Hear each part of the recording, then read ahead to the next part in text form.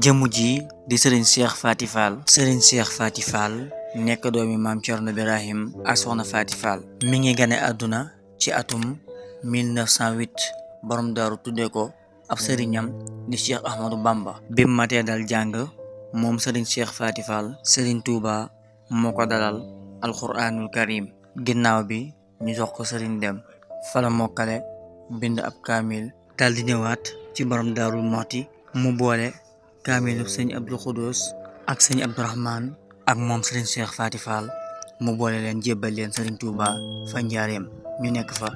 Serigne Touba bind ab leetar yabal leen ca Serigne Mouhamadou Lamine Gueye ngir mu jàngal leen xam-xam ci téere yi nga xam ne moom la Serigne bi bind. Serigne Cheikh Faty Fall doonoon xaritu borom daaru lool mu bëggoon ko. moom la maam Thierno njëkkoon na yabal koso ginnaaw bi la dellu si daarul Moxti. maam Thierno soog faa yabal sëñ Mahmadan koso. am na fukk sëñ Moussa Ka di ñaanal Cheikh Faty Fall yàlla na ko yàlla faale mooy turandoowu Cheikh Bamba fii rijaali moo taaru moo tabe jubóog baayam ba te am fulla ak fayda mooy yaaram ba.